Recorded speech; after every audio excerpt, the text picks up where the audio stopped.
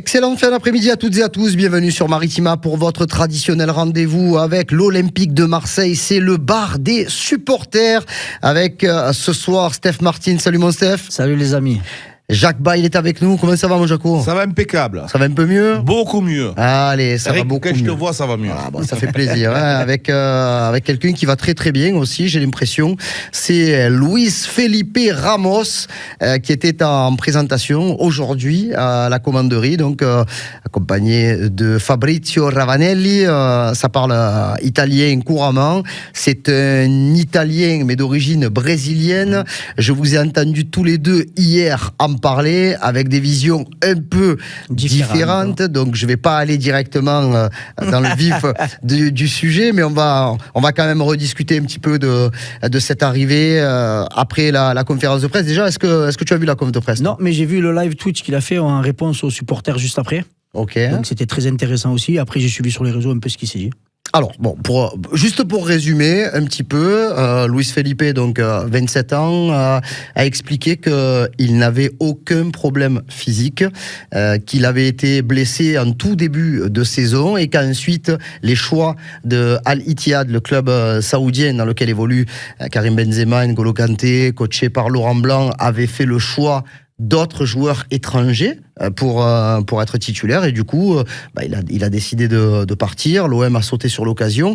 Par contre il dit qu'il s'entraînait normalement de mi-septembre jusqu'à début décembre, et début décembre il est rentré en Italie où il a pris un préparateur physique. Donc c'est peut-être moins, parce que j'ai tout vu, tout lu, tout entendu au sujet de ce joueur, qu'il ne serait pas prêt avant 2027. Ça serait dommage parce que son contrat ira jusqu'à juin 2026.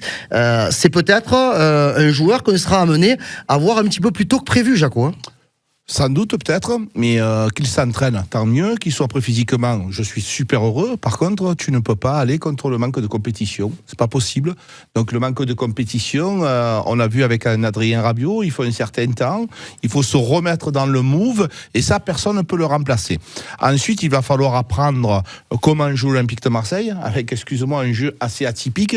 Donc il faut qu'il s'informe, il faut qu'il puisse trouver des automatismes, et voir avec comment on peut orienter, comment on peut articuler cette équipe avec ce joueur-là. Qu'est-ce qu'il peut nous apporter de plus à la place de Geoffrey Kondogbia ? Donc voilà. Non. Je pense que... Non, je te coupe direct. C'est pas, ça sera alors, pas son poste. Ça sera le poste. Tu sais quoi alors ? Parce non, que moi, il est capable de jouer dans une défense à 3 sur les 3 positions. Là où il est le plus à l'aise, c'est dans le poste de défenseur central axial ou défenseur central axe droit. C'est-à-dire que moi je parle pas on va pas parler de concurrence et compagnie, parce que je vous ai entendu hier et c'est vrai que je suis pas complètement d'accord avec ce que vous dites sur on va pas lever Balerdi, on va pas lever ci, on va pas lever là. Il y a 2 mois on disait jamais on va remettre Valentin Rongier. Donc on va voir ce qui va se passer, mais ces postes préférentiels sont axial simple, axial droit, ce qui pourrait permettre aussi à Murillo de venir suppléer un peu Luis Enrique sur le côté droit si le besoin ça fait sentir. Oui, si le besoin ça fait sentir. Moi, ce que je veux vous dire, les gars, c'est qu'aujourd'hui, l'équipe, elle tourne bien. Oui. Donc, mais bon, il y a le mercato. Oui, mais le mercato, il arrive. Oui, mais c'est les joueurs qui arrivent. Ils auront des difficultés à remplacer une équipe qui gagne, qui est installée confortablement à la seconde place du championnat. Et c'est à lui à gagner sa place. Oui, mais c'est à lui à gagner sa place. Mais ce que je disais hier, bien sûr, c'est à lui à gagner sa place. Voilà. Mais il va falloir qu'il travaille et qu'il bosse dur. Parce que pour pouvoir gagner sa place aux joueurs qu'il y a actuellement, ça va être difficile. C'est ce que je disais hier, ce n'est que mieux. Parce que ça va pousser tout le monde à se donner à fond. Et le meilleur jouera. Mais oui, mais bien sûr. Mais sauf que moi, je vous dis que l'équipe, personnellement, et ça c'est mon avis, elle est bien équilibrée comme elle est. Et il y a aussi cette équipe qui tourne. Imagine-toi que tu le fasses rentrer et que le jour que tu le fasses rentrer, tu perds. Ouais, comment tu expliques ? Non, mais c'est ça aussi la problématique. C'est que ça tourne bien, tu gagnes, et imagine-toi que tu dis bon, allez, je sors Murillo, je le fais rentrer. Il y aura des réflexions qui seront faites contre le coach, donc, comme ça se fait toujours depuis la nuit des temps. Donc, mais lui, il n'aura pas forcément envie de prendre des risques. Après, je vous rassure, même si j'espère de tout mon cœur que tout va bien se passer jusqu'à la fin de la saison. Je pense que l'OM perdra d'ici la fin de la saison. Après, nous ne sommes pas à l'abri de suspension, de blessure. Regarde, Kondogbia est blessé. On ne sait pas encore dans quel état il sera. Est-ce qu'il sera de retour pour le match de Rennes ou pas? Pierre-Émile Højbjerg, vendredi soir, il était titulaire à 200%. Samedi, la grippe, plus de 39 de fièvre. Dimanche matin, il avait encore 38,5. Aucun risque de prix. Donc, à un moment donné, comme on a eu l'entrée dans le 11 de Cornelius et de Bilal Nadir, à un moment donné, tu n'es pas obligé d'avoir une méforme de la part d'un joueur pour être obligé d'en faire jouer un autre. Non, bien sûr. Après, il y a les aléas d'une saison, on sait avec ce que tu viens de citer. Et après, si l'on fait venir, c'est qu'il compte sur lui aussi. Donc voilà, si De Zerbi avec Ravanelli et Benassia ont validé ce choix-là et Longoria tout en haut, c'est que De Zerbi pense qu'il peut apporter quelque chose à cette équipe et à ce groupe. Donc après, on verra. Et on lui souhaite tout le bonheur du monde, que ça se passe bien, qu'il revienne à 100% le plus rapidement possible et qu'il puisse intégrer cette équipe-là quand elle en aura le besoin. C'est tout. Après, je vais être tout à fait honnête avec vous. Moi, je fais pas de plan sur la comète. C'est-à-dire, on va pas dire il va jouer, il va pas jouer. Le seul truc que je puisse vous dire, c'est un très bon défenseur. C'est un très bon défenseur qui a des qualités qui peuvent, parce que on imagine bien quand même que les dirigeants de l'OM, au moment de recruter un joueur qui avait été acheté un petit peu plus d'un an auparavant, 22 millions d'euros, et de le récupérer à zéro, c'est quand même quelque chose d'intéressant. S'il n'avait pas un profil de base pour pouvoir s'intégrer dans le truc, je te dis pas qu'il va s'intégrer, mais il a quand même des qualités qui font que ça peut matcher. Mais je pense que vous n'avez pas compris. Moi, je suis très content, très heureux qu'il arrive. Il n'y a pas de problème là-dessus. Je dis juste que pour pouvoir éventuellement prendre la place dans le 11 de départ. Non, mais il y a tellement de choses, Jacob, qui peuvent arriver, c'est pour ça. Bien sûr, s'il y a des blessés, on parle de l'équipe type. Actuellement, s'il n'y a pas de blessés, s'il n'y a pas de suspendus, je pense que pour lui, j'ai pas dit impossible, je dis que ce sera difficile. Parce qu'aujourd'hui, nos joueurs ont un état d'esprit irréprochable, ont une qualité physique irréprochable. Donc voilà, moi je souhaite quoi? Que l'équipe gagne. Je te le dis tout le temps, il faut un groupe. Je pense sincèrement qu'on aura forcément des départs, que ce soit Mété, que ce soit Brassier, à mon avis. Mais ce sont des joueurs sur lesquels on ne compte plus. On ne comptait pas, il va falloir renforcer ton effectif. Et ça me paraît tout à fait normal et légitime. Moi, je lui souhaite la bienvenue, les gars. Et je souhaite qu'il joue parce que ça voudra dire qu'il sera meilleur qu'un de nos joueurs. Mais je trouve qu'on est performant, c'est tout. Dans ce contexte-là, il est encore plus important, moi, je trouve, de réaliser déjà... Parce que la Coupe de France est un objectif prioritaire, parce que l'OM ne l'a plus gagné depuis 35 ans, parce qu'il faut aussi avoir des matchs, parce que si, imaginons la catastrophe, ça serait d'être éliminé contre Lille, même si tout est possible, parce que là, pour le coup, Lille n'est pas le premier venu, et qu'en plus, vous en avez parlé... Turpin, je sais pas qui arbitre. Turpin n'est pas de VAR. Clément. Alors, ça fait beaucoup. Non, mais... Ça fait beaucoup. Si tu n'as plus de Coupe de France, jusqu'à la fin de la saison, dès le mois de janvier, tu te retrouverais avec un seul match par semaine. Et on voit bien la difficulté de gérer un groupe. On l'a vu entre le 23 novembre et la fin de l'année 2024. C'est-à-dire que quand tu mets toujours quasiment la même équipe... tu fais des mécontents. Beaucoup. Oui, mais c'est logique qu'en jouant tous les 3 jours, automatiquement, on en revient à ce qu'on disait juste avant, malheureusement... Là, je te rassure, tu ne joueras pas tous les 3 jours s'il y a la Coupe de France. Non, mais quand tu joues, si tu es en Coupe d'Europe ou quoi, quand tu as un groupe étoffé, c'est beaucoup plus facile pour faire tourner, pour donner du temps de jeu, pour pouvoir faire souffler. Là, c'est clair. Et même quand tu viens à gagner, c'est vrai, comme on le dit souvent, tu t'entraînes avec le sourire, c'est plus facile pour la récupération et tout. Et une semaine sans jouer, c'est long, hein. C'est long quand même pour les joueurs. Hein. Et quand il y en a 3 ou 4 et voilà. Et quand tu perds, c'est encore plus long, tu mets encore plus de temps. Souvent on te dit, bon, on a perdu ce week-end, mais on va se relancer, on joue dans 3 jours en Coupe d'Europe, et 3 jours après, si ça se passe mal, on a encore le championnat. Tu as toujours moyen de relancer la machine. Là, quand tu as des périodes comme ça d'arrêt sans match entre, c'est compliqué. Quand on parle des... alors bon, pour Luis Felipe, on verra un petit peu comment Luis Felipe, Ramos, il a dit Ramos. Oui, mais non. Toi, tu veux le Luis Felipe. Non, oui, mais... Tu as entendu ce qu'il a dit? Oui, mais bon, partout où il a joué, ça a toujours été Luis Felipe. Et là, il a dit Ramos. Non, mais Ramos, c'est le nom de son grand-père. Ouais, par rapport à son grand-père, il a fait floquer ça dans le dos. Allez, Jaco, tu diras ce que tu veux, toi. Je te suivrai, moi. Très bien. Alors, on lui souhaite la bienvenue. Je pense qu'il sera déjà en position d'être en compétition peut-être d'ici 15 jours. Mais bien entendu, en faisant un séjour par le banc de touche, mais c'est déjà quand même assez intéressant de se dire que tu récupères pas un joueur qui était blessé, quoi. C'est ça qui est important. Ça c'est important, et tu récupères un joueur de qualité. Ce que je voudrais aussi que l'on signale, c'est la qualité, je pense qu'on ne le dit pas assez, de notre recruteur, depuis qu'il est là, Mehdi Benassia, avec Longoria, avec Fabrizio Ravanelli. Quand même, les gars, on vend bien, on vend même très bien, et on fait venir des joueurs de qualité. C'est quand même quelque chose.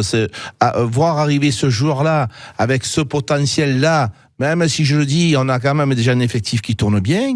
Moi, je dis tout simplement bravo à Mehdi Benassia. Voilà, parce que c'est un monsieur qui connaît beaucoup le golf là-bas, il connaît beaucoup de monde. On le dit, ça dépend des réseaux. Le golf, qui joue au golf. Non. Donc, il a des réseaux importants. Et ça, quand tu es dans un grand club comme l'Olympique de Marseille, sans me faire offense auparavant, mais vous vous rendez compte des dirigeants que nous avions, Jacques-Henri Hérault avec Rudy Garcia. Mais ces gens-là, ils ont juste des connaissances européennes.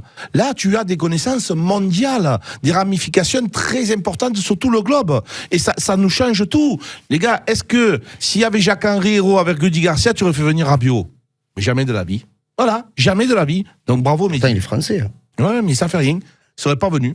Messieurs, on se fait un petit point sur le potentiel des remplaçants de l'Olympique de Marseille, parce qu'on a beaucoup parlé pendant la première partie de saison jusqu'à la fin 2024. On disait que les remplaçants n'étaient pas assez décisifs. Alors après, attention, on va pas s'enflammer parce qu'il y a eu un match contre le Havre, mais on a quand même l'impression déjà, sur une première réflexion, que l'équipe est quasiment revenue dans la même dynamique que sur laquelle on l'avait quitté fin décembre. Ça, c'est très important. Donc, qui dit cette dynamique-là dit les titulaires sont des titulaires, les remplaçants sont des remplaçants, mais qui peut, selon toi, par rapport à ce que tu vois depuis quelques semaines, semer un peu le trouble dans l'esprit de Roberto De Zerbi, parce qu'il l'a dit en conférence de presse, faites-moi changer. Oui, faites-moi changer. Et ça, comme il a répété depuis le début. Après, tu as le droit de dire, il n'y en a pas pour toi. Pour moi, aujourd'hui... Voilà, pas aujourd'hui, parce que hier, j'ai vu que tu as un peu bugué. Là, pour moi, aujourd'hui, c'est compliqué de changer ce 11-là qui va bien et qui fonctionne très très bien. Après, il y a des rentrées qui sont quand même intéressantes. L'entrée la titularisation de Bilal Algérie, le match qu'il fait avec le but, et à chaque fois qu'il a eu à rentrer en cours de match, il a toujours montré de belles choses. Donc ça, c'est intéressant. Après, un Jonathan Rowe qui est rentré, il a montré aussi de meilleures choses dans les intentions que ce qu'il faisait sur les derniers matchs. Donc voilà, je pense qu'il y a eu des discours aussi du coach. Et le plus dur, c'est de redynamiser, de remobiliser tout le monde. Le rentrant Garcia, il marque. Wai, il marque. Donc voilà, c'est quand même assez important. Maintenant, le plus dur, c'est de le faire sur la durée. Parce que comme le dit souvent Jaco, et c'est une vérité, tu as besoin de tout le monde. Pour faire une saison, c'est très très long. Jaco, Ulysse Garcia, je les mets dans le désordre. Ulysse Garcia, Bilal Nadir, Derek Cornelius, Jonathan Rowe, Ismaël Koné, Eli Wahi. On a quand même des joueurs susceptibles d'être sur le banc qui peuvent prétendre. Amin Harit, qui n'est pas encore parti, mais qui est blessé qui semble être blessé un petit peu plus sérieusement que ce que l'on pensait. Mais bon, on n'a pas de nouvelles ni rassurantes, ni qui nous forcent à croire qu'il va être absent pendant longtemps. Ces remplaçants-là ne veulent pas passer toute la deuxième partie de saison à regarder leurs collègues. Oui, bien sûr, ça sera difficile pour eux, mais on le dit, quand tu as une grande équipe, tu auras de la qualité de la grande équipe par rapport à la qualité de son banc. Donc voilà, l'Olympique de Marseille est en train de grandir et la qualité de son banc, elle grandit. Donc c'est tout simple. Après, par exemple, sur le cas de Bilal Nadir, un joueur que j'affectionne énormément, et je trouvais que Pierre-Emile Higuberg était un petit peu moins performant. Je n'ai pas dit mauvais, parce qu'il ne faut pas confondre, un peu moins performant qu'en début de saison. Mais par contre, à Rennes, je ne mets pas Nadir, je mets plutôt Higuberg avec Rongier. Donc il y a aussi des genres de matchs qui vont pouvoir correspondre aux joueurs que tu as. Et en cours de match, si tu as besoin de prendre de la profondeur, de la verticalité, que tu vois que l'équipe adverse, que les défenses adverses, elles sont un peu plus lentes, notamment les Lyonnais qui sont un peu en difficulté, que tu fais rentrer un Jonathan Rowe qui va très très vite. Donc il y a aussi ça. C'est la qualité de notre staff qui étudie l'adversaire, et tu as des joueurs avec des qualités différentes. On a 2 numéros 9 qui sont complètement différents. Un qui est technique et un qui est un renard de surface. C'est de la complémentarité aussi. Donc voilà, je pense que tout le monde aura son temps de jeu. Il y en a plus que d'autres, parce qu'il y en a qui sont aujourd'hui, qui sont bien installés. Hein. On parle du gardien, tiens. Ah oui, quand on a vu Delange à Saint-Etienne, moi personnellement, j'ai vu un très bon gardien, les gars. Bien mais sûr. pour pouvoir piquer la place de Rudy, comment tu veux faire? C'est impossible. Le mec, il est performant au possible. Et pourtant, Delange, quand il est rentré jeu, balle au pied, même à l'échauffement, je me suis dit, mais il a une fluidité. C'est un félin, ce gardien. Donc voilà, l'Olympique de Marseille est en train de grandir, et ça fait un petit peu de dégâts au niveau des bancs. Justement, sur Geoffrey Delange, est-ce que toi, tu continuerais avec lui en Coupe de France? Oui, pour moi, il faut le laisser. Il faut le laisser parce que, voilà, comme il vient de le répéter, avec juste le championnat et la coupe, le championnat, Rouli est indétrônable. On lui souhaite qu'il lui arrive pas de pépins, ça serait que bénéfique pour nous. Et oui, il faut lui donner un peu du grain, voilà, des carottes, de sentir la pelouse et de montrer que tu l'as pas pris juste pour qu'il chauffe le banc. Parce qu'au bout d'un moment, le mec aussi, il est jeune, il a des ambitions, il sort d'un championnat des Pays-Bas où il faisait partie, d'après ce qu'on nous disait, des meilleurs gardiens. Donc tu viens, si tu fais banquette, au bout d'un moment, ça va durer qu'un temps. Donc il faut que tu puisses tourner. Et moi, je pense que c'est très bénéfique s'il le met titulaire, en espérant qu'on aille le plus loin possible pour qu'il puisse avoir du temps de jeu. Rennes, Olympique de Marseille, c'est l'affiche de la prochaine journée, le dernier des matchs allés de cette saison 2024-2025, avec une équipe rennaise qui est en train de changer un peu de visage, puisque Seko Fofana est arrivé au 1er janvier, il a déjà joué ses premières minutes contre Nice, ce qui n'a pas empêché les Niçois de s'imposer. Brice Samba, c'est officiel, donc je pense que tout a été fait pour qu'il puisse être en état de jouer samedi, et vu malheureusement ce qui s'est passé avec Steve Mandanda sur le match de Nice vendredi soir, donc je pense qu'il n'y a pas beaucoup de doutes sur qui sera gardien, mais après il va falloir qu'ils se débrouillent entre eux, parce qu'avec 5 gardiens et 2 entraîneurs des gardiens différents, il va falloir qu'ils gèrent, mais je leur laisse, mais voilà, on est quand même sur une équipe qui va commencer à évoluer. Après, qu'on ne me dise pas que 2 joueurs, dont un qui arrive le mercredi pour le samedi, ça peut tout changer. Non, ça ne peut pas tout changer du tout. Surtout que cette équipe rennaise, je la trouve en grande difficulté. Je la trouve en grande difficulté au niveau de l'état d'esprit. Je les suis, parce que tu sais très bien que je suis allé dans ce club, et malgré tout, tu aimes toujours suivre les équipes où tu as été embauché par le directeur, le patron. Donc cette équipe, elle est en difficulté. Il y a pas d'âme, il n'y a rien qui se passe. Et même s'il est arrivé Sampaoli et son staff, je vois pas de belles choses. Il y a pas de construction. Avant, il y avait un bourgeot, un mec qui tu vois, un teigneux, qui était un besogneux, même sur les coups de pied arrêtés, il te mettait toujours en difficulté, ce mec-là. Là, je vois pas grand-chose. Après, ils ont des individualités. Hein. Mais malheureusement, les individualités, elles n'arrivent pas encore à se mettre ensemble. Nous, pour pouvoir battre cette équipe rennaise, Karim, il faut qu'on soit bon. C'est-à-dire que ce que je veux essayer de faire comprendre aux gens, c'est que pour battre n'importe qui, c'est-à-dire le Havre, même s'ils sont pas bons, comme au boule, si tu joues contre une petite équipe, si tu es pas bon, tu perds. C'est pareil. Tu joues, tu es comme ça, on va avec notre ami Jean-Michel Pucinelli, on arrive comme ça, mais si on joue pas bien, on perd. Mais là, c'est pareil. C'est-à-dire qu'aujourd'hui, sur le papier, l'OM est meilleur que Rennes. Mais il faut jouer de la manière qu'on joue, comme on veut jusqu'à maintenant. Comme on a joué à Saint-Etienne, avec cet état d'esprit. Toi, tu aimes bien le dire, si on peut en mettre 3, on en met 3. Si on en met 4, on en met 4. C'est ce qu'on a fait contre le Havre. On ne s'est pas contenté. On a été jusqu'au bout. Donc, je pense qu'on a évolué sur plein de choses. Et je pense que contre Rennes, normalement, ça devrait le faire. On l'espère, parce qu'on rappelle que l'Olympique de Marseille est la meilleure équipe à l'extérieur sur les 5 grands championnats, même si ça veut tout dire et rien dire à la fois. Mais l'OM réalise quand même une première partie de saison à l'extérieur. Je reprends tes mots, tout simplement exceptionnel. Mais oui, bien sûr. Après, ça me fait grincer des dents, parce que j'aimerais que ça soit aussi au Vélodrome. Mais bon, oui, mais tu serais premier avec beaucoup d'avance. C'est là où je te dis, comme dit souvent Jaco, dommage. Parce que quand tu vois contre les équipes contre lesquelles tu as perdu des points, aujourd'hui, je te dis, avec un peu plus de sérieux, un peu plus de professionnalisme sur ces matchs-là, autant tu serais à égalité ou juste derrière Paris Saint-Germain. Mais bon, il y a encore des matchs, on peut quand même remonter au classement. Mais oui, ce qu'on fait à l'extérieur, c'est tout simplement exceptionnel.